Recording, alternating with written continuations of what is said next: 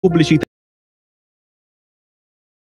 pot@radiopadania.net. Va ora in onda Filo Diretto. Buongiorno carissime amiche, carissimi amici di RPL, un cordiale buongiorno da Antonio Verna e sono lieto di ospitare oggi Giulio Centemero, deputato della Lega, capogruppo della Commissione Finanze alla Camera dei Deputati. Ciao Giulio, buongiorno. Ciao a tutte le ascoltatrici e gli ascoltatori. Allora Giulio, con te vorrei parlare un po' di start-up italiane, no? Parlare del mondo dell'innovazione e anche di un settore che è il settore fintech, che molti non sanno appunto cosa significa, che è un settore, così come tu dici sulla tua pagina Facebook oppure nelle tue diverse interviste, un settore che potrebbe esplodere. Tu poi tra l'altro hai anche presentato una proposta di legge per questo settore, ce ne puoi parlare un po'? Sì, principiando dalla proposta di legge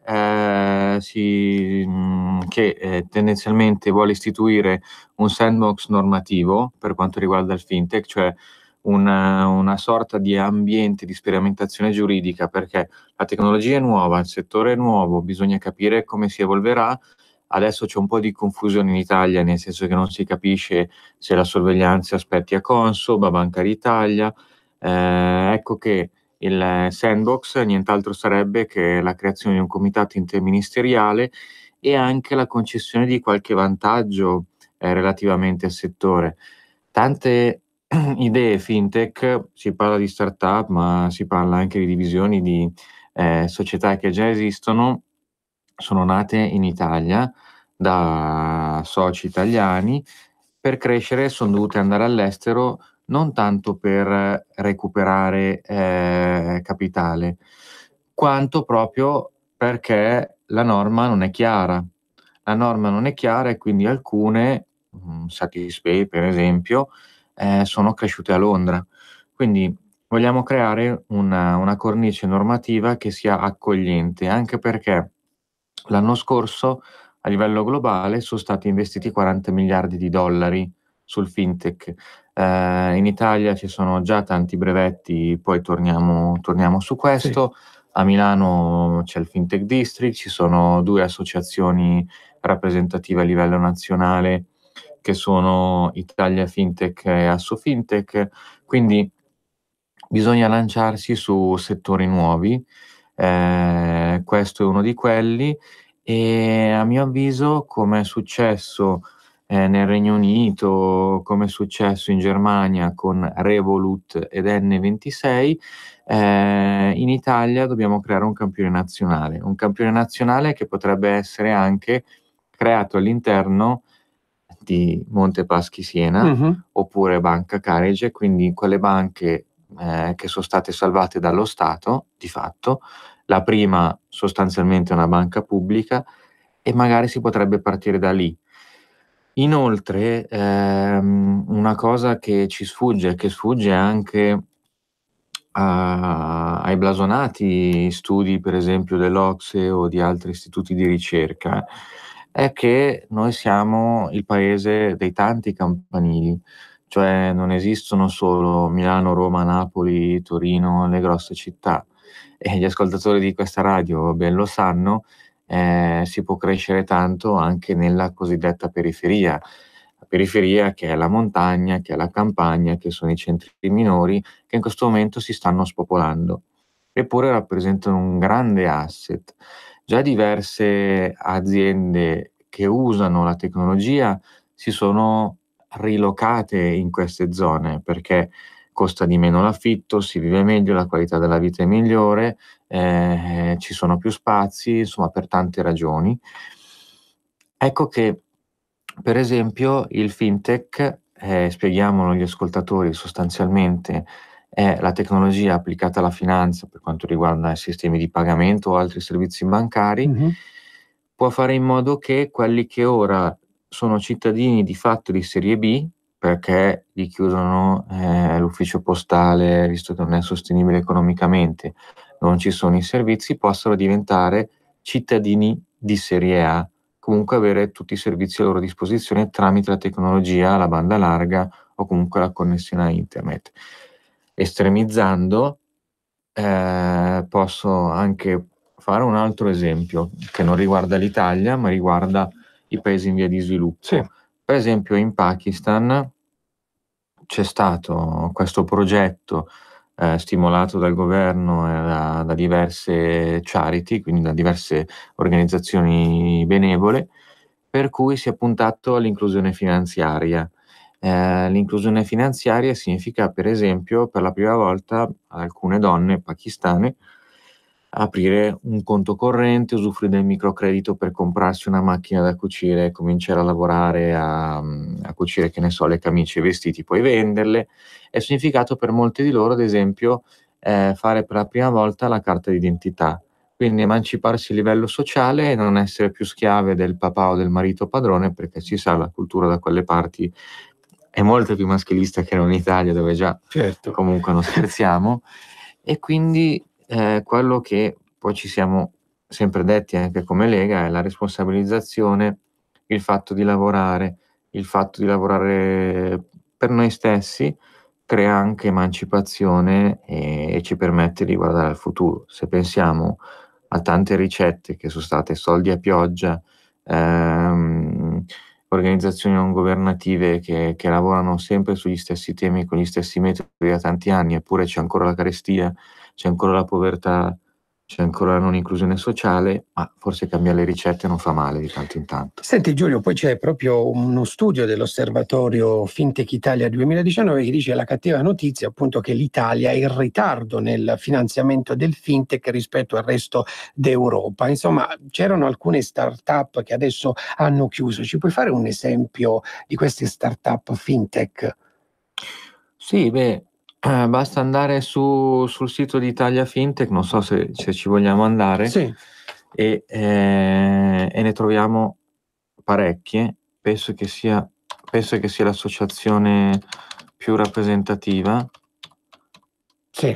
Non me ne vogliono gli amici di Asso Fintech, però ecco qua, Italia Fintech. Sì, inquadriamo. Ecco, i nostri soci, per esempio, Ok. vabbè, Credimi è una delle più famose, poi ce ne sono tante, le vedete scorrere, e ognuna ha la sua specializzazione. C'è il peer-to-peer lending, cioè persone che prestano ad altre persone del denaro, piuttosto che c'è l'anticipo di cassa, piuttosto che c'è lo sconto fattura tipo factoring, e il tutto in maniera molto più rapida. Un'altra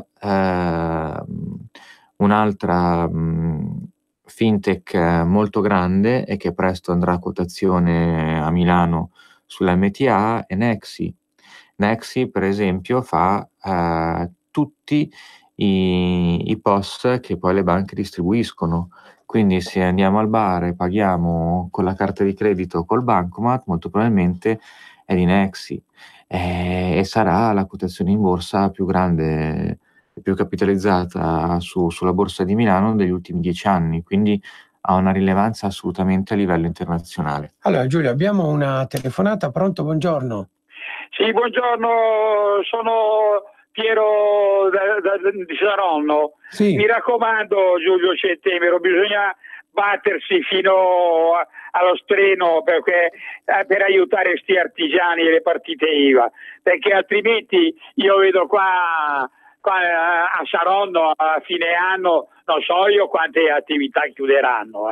Bisogna cercare un aiuto, un sistema proprio di incentivi per aiutare queste aziende. Grazie, buona Padania. Grazie. Giulio. Sì, chiaramente sposo l'invito dell'ascoltatore, che è quello di sostenere gli artigiani, le piccole attività, e dobbiamo dire che anche nell'ambito della finanziaria è stata compiuta questa scelta, cioè di sostenere i piccoli. Certo, bisogna sostenere tutto il sistema. È chiaro che abbiamo un deficit elevato, e non certo per causa nostra, è un'eredità che ci portiamo dal passato, la coperta è corta e quindi possiamo spostarla, l'importante è spostarla in maniera strategica. Quindi, per esempio, con il fatto che abbiamo elevato il fatturato per l'applicazione del regime forfettario, la cosiddetta flat tax, che fino a 65.000 euro consente di pagare il 5% e il 15% di imposte in base a diverse condizioni, ha aiutato i piccoli, ha aiutato quelli che appunto fatturano meno di 65.000 euro all'anno. Verrà sollevato questo limite fino ai 100.000 euro all'anno. Rispetto a gennaio del 2018, nel gennaio del 2019 sono state aperte 3.000 nuove partite IVA, quindi vuol dire che è riemerso del nero, che abbiamo dato la possibilità, che ne so, a delle mamme che ormai avevano rinunciato a lavorare, di riaprire la propria partita IVA anche per piccoli importi e con pochi costi, perché non è nemmeno necessario avere il commercialista, e lo dice uno che il commercialista lo fa nella vita, quindi lo direi contro il mio interesse, anche se in realtà sarebbe il mio piccolo interesse da qua a 2 giorni, a breve termine, perché l'interesse generale è che l'economia riparta. Ecco quindi che questa della flat tax è stata una misura, poi ci sono tutte le misure di pace fiscale che consentono di tirare una riga e di ripartire, che si applicherà molto probabilmente a partire dal decreto crescita anche per quanto riguarda gli enti locali, quindi i comuni, le province e via discorrendo. Dopodiché stavi intervenendo però. Sì, no, ti volevo chiedere appunto proprio di questo decreto crescita che prevede numerose norme, tra cui, insomma, Giulio, basta questa fuga di cervelli all'estero. Per chi volesse adesso rientrare in Italia, cosa prevede questo decreto? Ecco. Sì, il decreto crescita prevede tante cose, è stato approvato ieri con riserva, quindi prima di spendere parole troppo nel dettaglio dobbiamo un attimo attendere, però io mi soffermerei su 2 misure.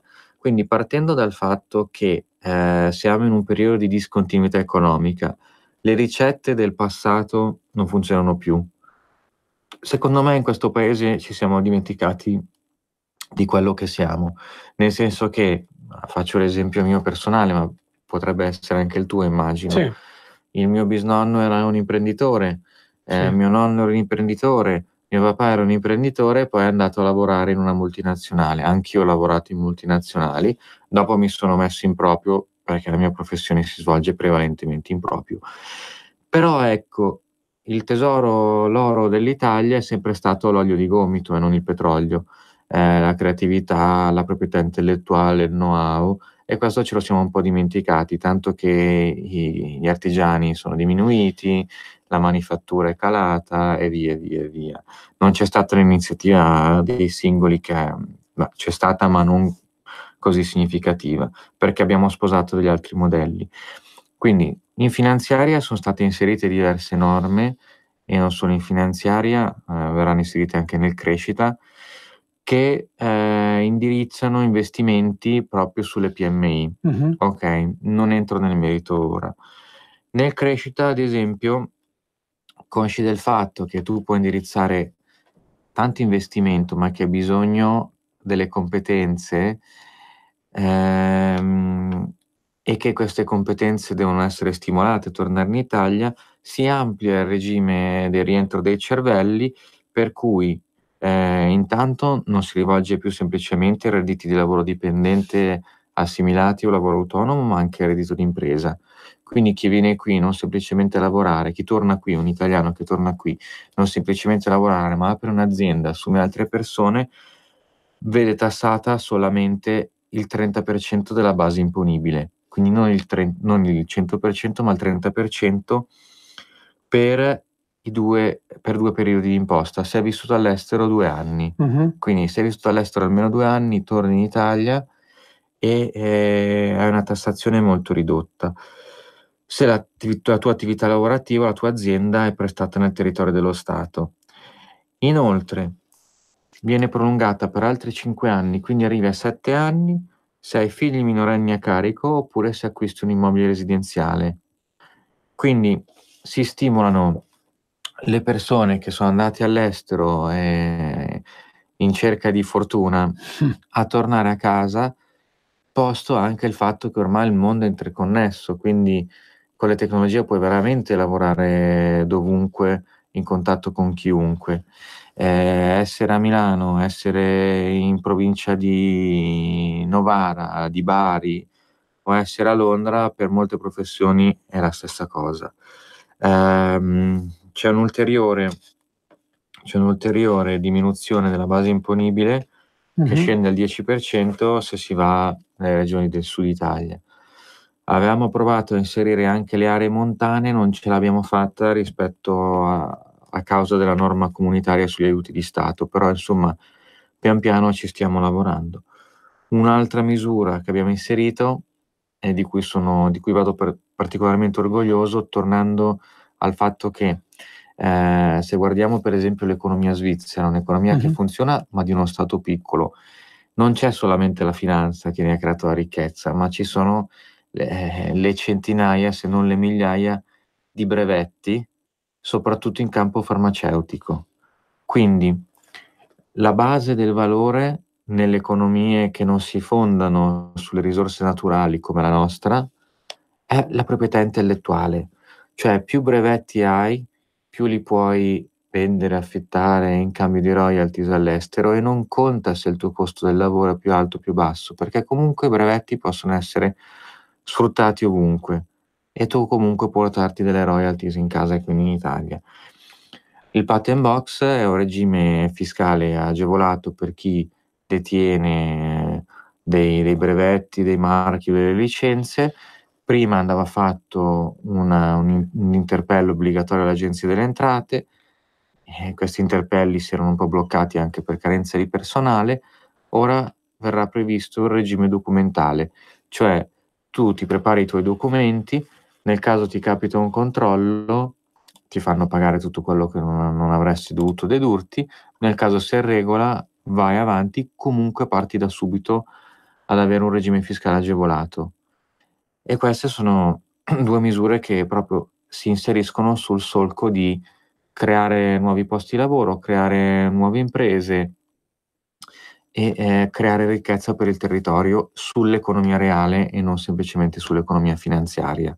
Benissimo Giulio, allora adesso vorrei farti sentire l'intervento del ministro Salvini di pochi minuti fa da Parigi alla riunione dei ministri dell'interno, poi se insieme commentiamo. Ecco. Le fake news di queste ore sulla Le Pen, sugli austriaci, sui tedeschi, su Orban. Lunedì abbiamo una riunione scelta a 4, con 4 movimenti di 4 famiglie politiche diverse, e a maggio illustreremo la nostra Europa. Sulla Libia sono molto preoccupato, su un aggiornamento ora per ora con i nostri servizi, con l'intelligence. L'ho ribadito al tavolo, bisogna gettare acqua sul fuoco e non benzina sul fuoco. Non vorrei che qualcuno, per interessi economici e commerciali, stesse invogliando a una soluzione armata che sarebbe devastante. Ma ha avuto feedback? Ogni riferimento a chi c'è dietro Haftar è puramente casuale. In questo momento la soluzione armata e le truppe militari non servono a risolvere il problema, da chiunque siano sponsorizzati. Ha avuto dei feedback a questa risposta? Ci si è detto che tutti faranno il possibile per pacificare. Ho avuto un bilaterale stamattina con l'amministrazione americana, con il Dipartimento di Stato americano, che ha ribadito che è sull'Italia che si fa affidamento per la stabilità dell'area, e quindi speriamo che non ci siano fughe in avanti. Le ultime notizie del collega vice premier libico sono più confortanti rispetto a ieri. Allora Giulio, quindi il ministro Salvini ha parlato di questo incontro che ci sarà lunedì alle 10:30 all'Hotel Gallia. C'è stata una polemica, Marine Le Pen non poteva, poi oggi c'era un'intervista dove ha detto non era previsto il mio intervento, ma ci sarò a Milano il 18 maggio. Tu come commenti anche le parole sulla Libia del ministro? Prego. Per quanto riguarda la polemica relativa a lunedì, è chiaro che è una montatura, punto e basta. Quindi c'è assolutamente condivisione di obiettivi rispetto a tutti gli altri nostri alleati europei. Per la prima volta gli equilibri all'interno del Parlamento europeo e anche quindi della Commissione e del Consiglio europei possono assolutamente cambiare. Questo fa paura, spaventa l'equilibrio che è sempre quello di una maggioranza Partito Socialista, Partito Popolare Europeo, spaventa questo possibile cambiamento anche perché il Partito Popolare Europeo si è assottigliato nell'Europa occidentale, si è rafforzato nell'Europa orientale e storicamente in Europa orientale si preferisce fare un accordo con il resto del centrodestra, quindi col nostro gruppo e con gli altri gruppi di centrodestra come quello dei conservatori, piuttosto che tenersi socialisti in questi stati che hanno visto la presenza del socialismo reale per tanti anni.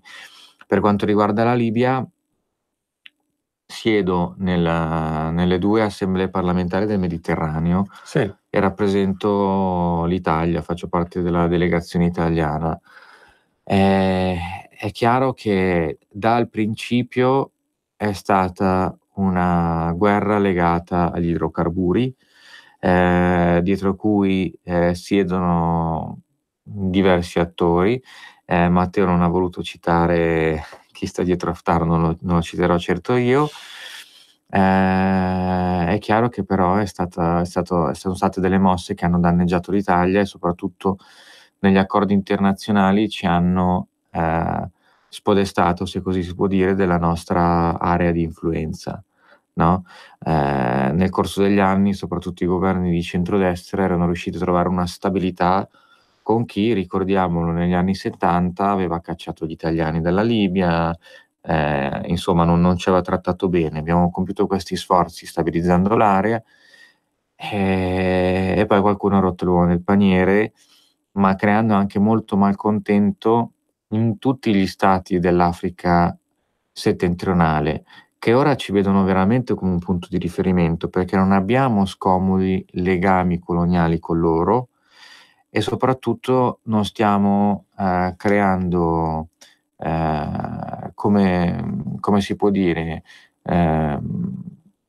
confusione o problemi in tutta quella fascia, per esempio del Mali e del Niger, perché parlavo con dei rappresentanti algerini, dei parlamentari algerini che sono preoccupati per tutta questa massa di immigrati irregolari che dalle aree dell'Africa subsahariana, in particolare dal Mali e dal Niger, arrivano in Algeria e non sanno come accoglierne e cosa farne.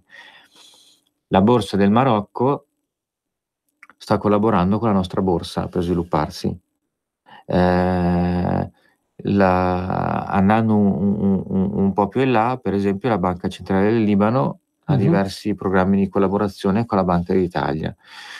L'Italia può veramente affermarsi come un leader all'interno del Mediterraneo, come un punto di riferimento all'interno dell'area macro-regionale alpina, quindi Austria, sud della Germania, e lo stiamo facendo con la doppia strategia, sempre a guida Salvini, nel senso che chiaramente la Lega guiderà all'interno del Parlamento europeo anche partiti come l'FPE o la coalizione che vorrà formare Marine Le Pen per correre le prossime elezioni europee, oppure i tedeschi di Alternative für Deutschland e altri paesi, perché saremo la forza prioritaria all'interno del Parlamento europeo. Dall'altro lato Salvini, che va in Tunisia, che va in Israele, che va nel Qatar, che va nell'Africa centrale, lancia dei messaggi. Possiamo veramente essere come paese la piattaforma del cambiamento a livello quantomeno regionale, come regioni intendo Europa, Africa e Medio Oriente. Benissimo. Senti Giulio, tra pochissimo inizia come ogni venerdì la trasmissione legata ai temi dell'agricoltura. Oggi parliamo di Vinitaly, no? Questa grande manifestazione del vino con l'assessore PAN all'agricoltura, e se vuoi rimanere con noi qui per un'altra mezz'oretta siamo contenti che tu rimanga. Quindi il Made in Italy, puoi esprimere delle parole sul nostro Made in Italy, sulla nostra agricoltura? Certo. Purtroppo non potrò rimanere nella prossima mezz'ora perché ahimè l'agenda milanese è ancora più fitta da quando faccio il parlamentare e quindi devo concentrare tanti impegni proprio nei giorni lunedì e venerdì. Il Made in Italy, è ovvio che il Made in Italy è anche quello di cui parlavamo prima, nel senso che nel Made in Italy c'è la filiera agroalimentare che è importantissima, c'è la moda, c'è il design e tra poco inizia il Salone del Mobile che incorona Milano come capitale mondiale del design, perché da nessuna parte al mondo c'è un evento dentro il salone e fuori il salone così frequentato e così strutturato come la Design Week di Milano. Però il Made in Italy è anche il fintech, è anche la tecnologia, cioè non dobbiamo dimenticarci che il Made in Italy è ampio e vasto. E in più le nuove tecnologie, e in particolare la blockchain, ci consentono di tracciare i nostri prodotti a prescindere dal fatto che l'Europa ci imponga talvolta delle regole demenziali, quindi andiamo in Europa non per distruggerla ma per cambiarla. Benissimo, allora grazie mille a Giulio Centemero per essere stato qui con noi. Allora Giulio, buon proseguimento di giornata, ci risentiamo prossimamente. Va bene, grazie a tutte le ascoltatrici e a tutti gli ascoltatori, vi lascio con il buon Lorenzo Viviani, sì. Viviani, che a differenza mia i capelli ce li ha pure lunghi. Sì, al codino. Al codino. Sì. Lorenzo ti vuole salutare, Giulio. Ci vuole salutare. Va Pronto bene. Lorenzo? Ho sentito la battuta. Ciao Giulio. Ciao capellone, come va? Tutto bene. Vabbè, se io Grande faccio Giulio, il nostro Giulio che senza di lui saremmo perduti alla Camera. Ma dai. Oggi guardavo proprio un intervento tuo, Lorenzo, guardavo il tuo codino, ho detto tu senza codino non sei Lorenzo praticamente, quindi... Vabbè, ma noi nella famiglia Adams della Lega, io sono cugino It e lui lo zio, anzi lui è il cugino It e io lo zio Festi. Allora, bravo. Va bene, dai, allora Lorenzo, con te ci Lorenzo. sentiamo tra poco. Vi lascio Ciao, buone Giulio. mani, ciao. Adesso va a destra, 300 metri dritto, poi il semaforo. Certo che fai sempre la stessa strada tu, ma non hai voglia di cambiare. Chi ha parlato? Sono io, la Digital Radio, quella che ha cambiato il modo di ascoltare la radio con il sistema DAB+. È ora di cambiare. Vivi tutta la magia della Digital Radio. Se stai per cambiare auto, chiedila con il sistema DAB+. Dal 2019. In tutte le auto nuove. Dibidi dobidi DAB. Anche Radio Padania è in Digital Radio. Messaggio per tutti gli imprenditori, gli artigiani, i commercianti, i liberi professionisti. Hai un'attività? Dei prodotti da promuovere? Prova la pubblicità sulla nostra radio. Radio Padania ha preparato per te una grande promozione per aiutarti a sostenere la tua attività a tariffe davvero straordinarie. Informati, vedrai che si può fare. Mandaci una mail all'indirizzo spot@radiopadania.net. Con Radio Padania si può fare. Sono Giovanna. Mondo Flex. Aprile, dolce dormire, diceva un vecchio proverbio. E a farvi dormir bene ci pensa la Mondo Flex. Abbiamo una promozione straordinaria. Con l'acquisto di un materasso in memory, in regalo una bellissima rete ad hoc in faggio. Venite a trovarci, vi aspetto. A Treviolo e a Melzo, il sabato orario continuato. Mondoflex reti e materassi. A Treviolo, Melzo, Monza, Erba, Crema, Castelmella, Brescia e Desenzano del Garda. Per la tua pubblicità su Radio Padania Libera, scrivi a spot@radiopadania.net. Rieccoci carissime amiche, carissimi amici di RPL. Allora Lorenzo, buongiorno. Lorenzo Viviani, buongiorno. Buongiorno ai radioascoltatori. Mi fa piacere che mi sono preso la botta di cugino It da l'amico Centemero. Senti Lorenzo, ma so che sento un leggero venticello, no? Tu sei a bordo oggi. Sì, guarda, siamo rientrati oggi da Roma, giustamente fino a ieri sera tardi a lavorare sugli emendamenti per la legge per la conversione del decreto emergenza in agricoltura, quindi tanto lavoro da fare. Oggi un passo a bordo non poteva mancare a bordo del peschereccio, perché ricordati, la cosa migliore quando uno fa il parlamentare è sempre capire, sempre ricordarsi da dove viene la sua storia, chi è. perché è facile poi insomma camminare a un altro livello. Invece ogni tanto ritornare a bordo, certo, ma riprendere un po' in mano il timone, riprendere un po' un attimo e sentirsi di nuovo un pescatore fa bene, perché ti rimette con i piedi per terra. Ma dove sei precisamente in questo momento? Io sono alla Spezia e stiamo facendo i lavori alle reti. No, invece dalla Spezia, come dici, sempre il volo, facciamo un bel volo in Sicilia oggi. Bravo, mi hai preceduto. Ho avuto la fortuna. Ecco, ti ho preceduto. Sapevo che volevi iniziarmi col quiz, ma se vuoi fare il quiz ti lascio fare il quiz. Oggi non abbiamo tempo, il quiz non abbiamo tempo perché è una puntata short oggi. Oggi è una puntata short. di mondo agricoltura, però il bello è stato quello di incontrare, di trovare dei nuovi amici, delle persone che sono venuti in commissione per insomma portare le loro problematiche e fare conoscere un settore importante in Sicilia, quello che riguarda il fico d'India. Benissimo. Quindi, ecco, un bel argomento di oggi, parliamo del fico d'India e parliamo insieme di questo ad Alfio Nicotra, che è un agricoltore e anche dottore, quindi un agricoltore insomma più diverso dalla norma, insomma anche erudito, diciamo, come ci siamo ormai tanti. È in linea il dottor Nicotra. Sì. Buongiorno Alfio.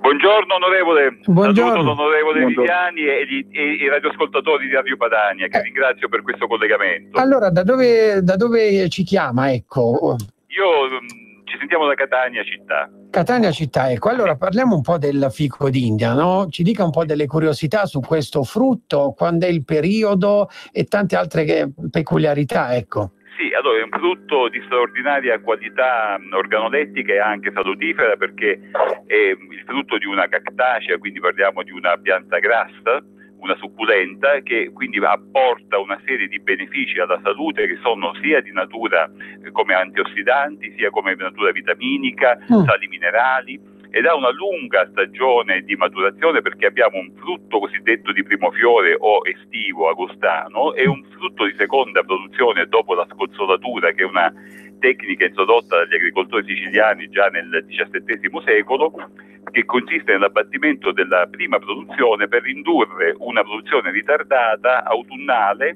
che ha caratteri, diciamo, organolettici e di consistenza al gusto, quindi una croccantezza del tutto peculiare che fa il successo del frutto. Oggi comunque si assiste a un largo consumo anche del frutto estivo, perché il turismo e la nuova cultura che si è diffusa nel consumatore fa sì che questo venga molto apprezzato.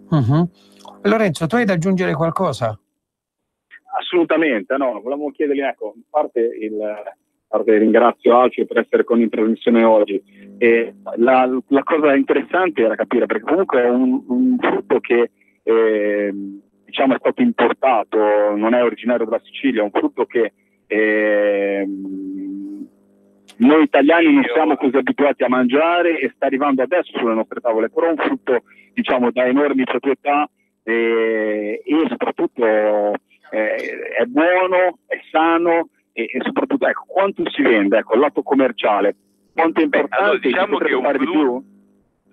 che è un frutto che i consumatori stanno imparando a conoscere adesso, ma appartiene alla nostra cultura agricola già dal XVII secolo. In effetti fu introdotto dopo la scoperta delle Americhe dagli spagnoli nel tardo XVI secolo, e addirittura nel XVII secolo garantì la sopravvivenza di larghi strati di popolazione in seguito a una gravissima crisi agraria. E adesso soltanto è diventato un frutto di moda e diventa di largo consumo. Per noi comunque è una tradizione antica, tanto che ormai è così naturalizzato da rappresentare un elemento peculiare del nostro paesaggio. Ormai pensando alla Sicilia, si pensa all'estero. Ma infatti, scusami Alfio, molte volte è da dire che si trova anche come, io penso alle mie zie qua, io devo dire la verità, da uomo del nord, tra virgolette, però insomma abbiamo questo microclima della Riviera che è ben diverso dal clima purtroppo che ha su a Milano l'amico Verna. Certo. Però, una pianta che è diventata mediterranea. Ci sono queste piante che sono state messe ornamentali, però devo dire la verità che da un certo momento in poi i frutti cominciano a sparire, quindi vuol dire che comincia a essere veramente apprezzato, quindi insomma diventa proprio quindi, ma poi perché ormai diciamo che tutto lungo le coste del Mediterraneo si è naturalizzato, perché tra l'altro è una pianta un po' infestante per alcuni versi, quindi facilmente attecchisce, facilmente diciamo, si automoltiplica sia per talea che per seme. Quindi è una pianta che addirittura alcune regioni tipo la Toscana ne scoraggiano l'inserimento proprio perché non vogliono stravolgere quello che è il tradizionale paesaggio toscano, che è di ben alta natura, ma in Sicilia invece è un elemento tipicizzante del paesaggio. Poi ci sono tante anche... Ecco, Alfio, ti volevo chiedere una cosa, perdonami, oggi Antonio ti... No, prego, io sono qua per quello. No, ti dicevo, ma come si mangia? Ecco, perché io so che si sbuccia e c'è il discorso magari dei semi che magari per qualcuno può essere ostico, ma anche, ad esempio, ti faccio una domanda, c'è la possibilità di sviluppare dei preparati, c'è anche per facilitare i consumatori? Dimmi. Certo. Allora, dal fico d'India, diciamo, non si butta via nulla, perché si può utilizzare tutto ed ha grandissime qualità, anche di tipo cosmetologico e farmacologico, quindi diciamo che come il maiale in allevamento del fico d'India non si butta via niente. Il frutto sbucciato va consumato a fresco, altrimenti trasformato in mostarde. Si possono preparare deliziose marmellate o anche dei liquori, quindi diciamo non si butta proprio via niente. Tra l'altro è molto importante anche i semi, che non rappresentano un problema ma una virtù, in quanto favoriscono la peristalsi intestinale e quindi hanno una funzione spazzino nell'intestino, favorendo la regolarità dell'albo e tra l'altro anche un'azione prevenendo il carcinoma del colon, che spesse volte è dovuto proprio a fenomeni putrefattivi e quindi di rallentamento della peristalsi. E poi l'olio dei semi di fico d'India ha grandissime qualità cosmetologiche e salutifere, per non parlare poi degli antiossidanti che si sono dimostrati tra i più potenti. Peraltro è uno dei pochi frutti, se non l'unico, ad avere la polpa di 3 diversi colori, quindi perché noi abbiamo frutta che ha all'esterno una buccia colorata di diversi colori, ma la polpa poi magari è sempre bianca. Invece il fico d'Indio è bianco, rosso e giallo, proprio nella polpa. Su questo, da che cosa dipende? Permetto di fare una colla di grandissima resistenza oggi usata dall'industria. Ecco, dottor Nicotro, ma da cosa dipende il colore di questi frutti, no? Queste varianti di colore? Sì, dipende da queste indacoxantine, che sono delle sostanze coloranti che, anche se simili nel risultato ottico a quelle del vino, però hanno una struttura chimica diversa e che hanno una capacità di assorbimento dei raggi solari con un'azione antiossidante e contro i radicali liberi altissima, tant'è che l'Università di Messina oggi ha sperimentato anche l'utilizzo di queste indacoxantine come elementi assorbenti l'energia solare per la costruzione di pannelli solari ad altissima resa. Quindi veramente un prodotto ancora tutto da scoprire. Benissimo, allora dottor Nicotra, purtroppo dobbiamo salutarla. Io vi ringrazio molto, ringrazio l'onorevole Viviani per il suo interessamento verso l'agricoltura, è un'azione molto efficace, si capisce che è uno dei nostri e lo ringrazio molto, ringrazio Radio Padania per questa occasione di conoscenza. Vedrai che ti richiameremo perché è stato interessante. È stato interessante. Grazie. Senti, a presto. Grazie mille. Senti Lorenzo, allora adesso invece parliamo con il professor Carmelo Danzi, che è il rappresentante legale del Costituendo Distretto Produttivo Fico d'India di Sicilia. Buongiorno professore. Buongiorno a lei e ai radiospettatori e all'onorevole Viviani per questo collegamento. Ringrazio. Allora professore, ci parli un po', dov'è questo distretto? Ma guardi, il distretto per sua propria definizione è regionale e in quanto tale raccoglie al suo interno tutte le realtà produttive in regione Sicilia che in qualche modo e a vario titolo si collocano nella filiera fico-indicola. Quindi, per intenderci, noi abbiamo al nostro interno dall'azienda del dottor Nicotra, che saluto e col quale abbiamo appena interrotto il collegamento, ad aziende che si occupano di cosmesi, nutraceutica, farmacologia, perché oggi il fico d'India è questo, non fa per questo. Benissimo. Lorenzo, vuoi fare tu delle domande al professore? Ecco, Carmelo, a parte del discorso della valorizzazione, che magari poi potrai dirci un po' quale può essere la strada per far conoscere questa eccellenza della Sicilia, questa ennesima, fammi dire, questa ulteriore eccellenza della Sicilia, oltre a quelle conosciute come possono essere le arance, i limoni o le mandorle, i pistacchi, perché devo dire la verità, anche in questa trasmissione la Sicilia sta diventando preponderante, perché insomma è piena di qualità, è piena di prodotti tipici, è piena di prodotti di estrema qualità. Ecco, però anche tutto il lato delle fitopatie, il lato degli insetti nocivi, i nemici di queste piante, quali possono essere? Ecco sì. Ti ringrazio per questa domanda, perché mi dai l'occasione di lanciare un segnale più che un allarme, che è quello rappresentato da una diffusione preoccupante di un parassita, che è quello, la cocciniglia, il Dactylus opuntia, che storicamente veniva conosciuto nella sua variante Cox per la produzione di un colorante, che è il carminio, ma ahimè oggi questo parassita ha già devastato migliaia e migliaia di superficie di ficodindieti nel mondo, dal Brasile al Messico al vicino Marocco e financo la Spagna, e quindi è alle porte della Sicilia. Se venturatamente questo parassita dovesse prendere piedi anche sul nostro territorio nazionale, su quello isolano in particolare, ecco che ciò di cui abbiamo parlato, questi numeri, 7.000 ettari, 400 aziende, 150 milioni di fatturato, potrebbero essere repentinamente compromessi e, ahimè, anziché auspicare uno sviluppo agroindustriale del comparto, vedere praticamente numerose famiglie patire le preoccupanti conseguenze di un evento del genere. Quindi in questo momento l'allerta è massima e sono convinto che con l'aiuto di tutti i servizi fitosanitari, con quelli degli operatori e con la consapevolezza dei maggiori attori della filiera, sicuramente riusciremo ad impedire un evento così nefasto per la nostra realtà produttiva.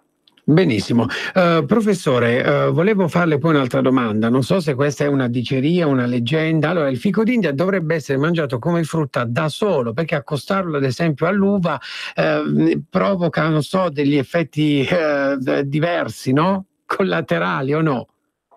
Ma guardi, in media sta virtus, dicevano i latini, quindi sicuramente è un frutto pregevole per le sue notorie caratteristiche antiossidanti, ma ha al suo interno questi semi che, ahimè, per molti rappresentano un vincolo all'utilizzo e al consumo di questo frutto, ma pochi sanno che sono proprio i semi che si intestano in maniera pro capite la formazione della polpa. Se non esistessero i semi non esisterebbe neanche la polpa, che tanto amata è.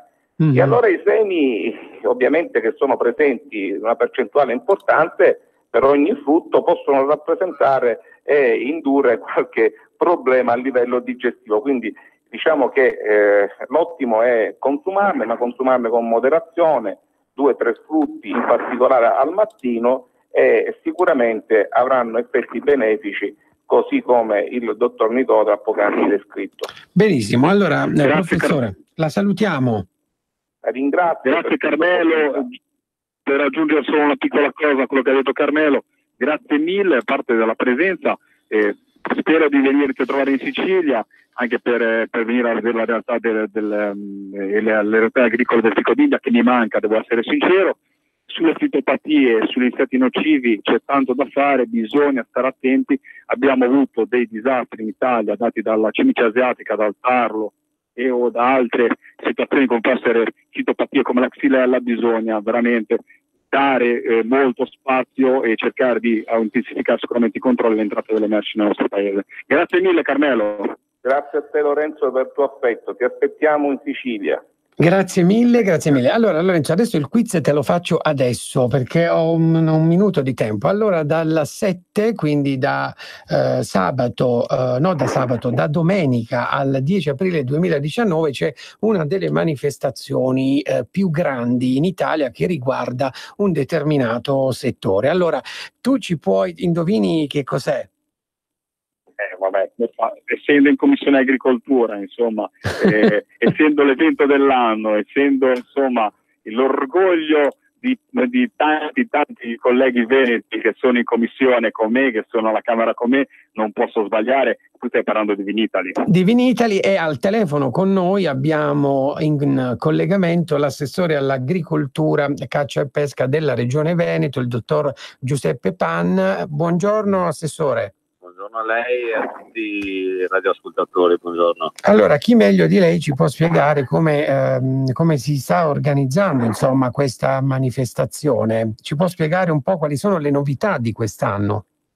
Guardi, il Vinitaly di Verona di quest'anno abbiamo 4.600 espositori, di cui 130 nuovi, 16.000 tipi di vino, 35 paesi presenti e 99.000 metri quadri di superficie, quindi diciamo che ci presentiamo assolutamente bene. Poi volevo anche ricordare a tutti cos'è la filiera vitivinicola per il nostro Veneto. Noi siamo i primi produttori italiani e quindi ci facciamo di questo titolo con quasi 30.000 viticoltori e 100.000 ettari di vigneto a terra, quindi 16 milioni di quintali prodotti e 12 milioni di ettolitri. Ricordo che siamo anche la prima regione per marchio, quindi per DOCG, DOC, 53 ne abbiamo, quindi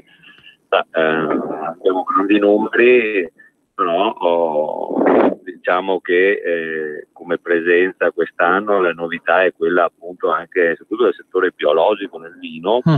Noi siamo cresciuti dagli ultimi 10 anni del bel 200%, soprattutto, penso che il trend del vino sempre più lontano, la produzione più lontana dei prodotti chimici sia questo che presenteremo. Ricordo ancora che siamo i primi esportatori a livello proprio italiano con 2 miliardi di fatturato di export, quindi siamo la quarta nazione del mondo per esportazione del vino. Questo qui diciamo colge all'occhiello della nostra viticoltura. Sì, Lorenzo. Grazie Assessore. Ho dato un po' di dati, forse un po' anche troppi, però diciamo no. la filiera è importante. Ma per sapere, ecco, ciao Giuseppe, Ciao. volevo chiederti, ma ecco, il numero per quanto riguarda i visitatori, io insomma ho questo vulnus che purtroppo non sono mai stato a Vinitaly, ho la fortuna di poterci di essere invitato di visitare lunedì, a visitare per la prima volta, ma numeri, quante persone, soprattutto da dove arrivano i visitatori, e chi attira questa fiera, insomma, è rinomata ormai in tutto il mondo. Abbiamo tra gli accreditati più di 33.000 compratori stranieri che arrivano da tutte le parti del mondo. Ricordo che i mercati più vocati per la veneta, ma in particolare, sono comunque il Nord America, Stati Uniti, il Canada e il Nord Europa, che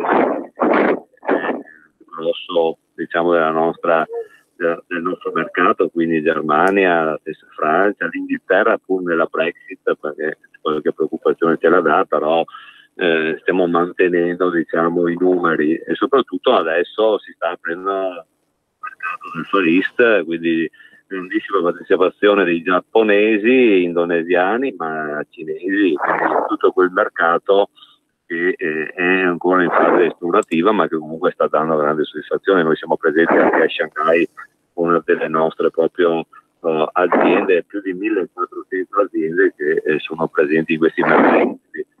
Questo ci conforta che anche se abbiamo avuto una stagione molto abbondante come quella del 2018 con grandi numeri delle produzioni, diciamo che l'export segna per noi il 60%, quindi una cosa che noi dobbiamo assolutamente curare, soprattutto nella promozione. Sono d'accordo, e io vedo sempre il ministro Centinaio, scusa perché è il mio ministro, che la promozione turistica e la promozione dei nostri prodotti devono andare insieme, perché altrimenti da soli non si va più da nessuna parte. Benissimo, quindi Assessore, quando è l'inaugurazione di preciso? Noi l'inaugurazione alle ore 11 di domenica 7, quindi saranno presenti probabilmente il nostro governatore Luca Zaia, sicuramente, so che arriva anche il nostro Matteo Salvini, per il ministro Centinaio, quindi la Lega è presente a tutti i livelli, quindi molti parlamentari, noi li rispettiamo tutti. Se sei lì lunedì, noi abbiamo una commissione politica agricola, tutti gli assessori, e se vieni a fare un saluto mi faresti veramente un grande piacere, sarebbe un grande favore.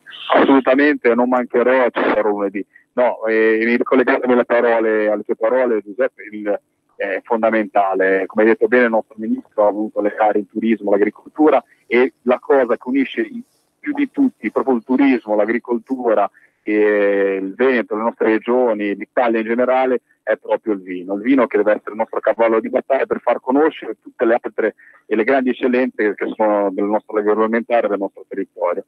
Io Giuseppe ti saluto, ti ringrazio per questo piccolo, insomma, no, guarda, ringrazio a te, perché mi fa sempre piacere venire nella nostra radio, perché abbiamo tutti nel cuore. Ma guarda, noi facciamo anche un appuntamento in cui a cui dedichiamo sicuramente più tempo, che insomma in cui facciamo conoscere i nostri assessori, quindi vedrai che tra poco ti richiameremo perché insomma, sì, ci risentiamo presto. Cosa più di te, dei lavori in Veneto, insomma di cosa succede in Veneto, di tutte le politiche agricole e della pesca in Veneto. Grazie. Volentieri, sempre a vostra disposizione. Ciao a tutti. Allora, grazie mille all'assessore Giuseppe Pan, assessore all'agricoltura della Regione Veneto. Appuntamento al 7 aprile con il Vinitaly a Verona. Allora, Lorenzo, tu sei ancora in barca, lì com'è il tempo? Sì, se non mi sono mosso, siamo ormeggiati, quindi non ti preoccupare, però ti sento malissimo adesso. Mi senti malissimo? Perché il mare prende di meno. Dico, com'è il tempo? Com'è il tempo lì? Il tempo diciamo che ha dato sta migliorando, è stato brutto tempo, molto brutto, da noi in Liguria è stato degli allagamenti, ma anche il mare diciamo che è stato pessimo, sì. Quindi i barche sono state fermi, i pescherecci l'hanno fermati. Ecco, questo dovrebbe essere un valore aggiunto, perché ad esempio i consumatori dovrebbero sapere quando anche comprare il pesce, molto difficile, ma a volte il pesce locale non c'è, perché i pescherecci ad esempio sono stati fermi, perché oltre ad avere tante incognite nella pesca hai anche l'incognita del brutto tempo che ti permette di uscire in mare. Benissimo. Allora Lorenzo, quindi tu lunedì andrai a Verona, poi nel caso ne parliamo venerdì prossimo in trasmissione. E io ti auguro una buona giornata, un buon proseguimento e ci risentiamo presto. Grazie per essere stato come al solito qui con noi, come ogni venerdì. Ciao Antonio, un caro saluto a tutti i radioascoltatori. Allora, un buon pranzo a tutti, ci risentiamo la prossima settimana. Avete ascoltato Filo Diretto.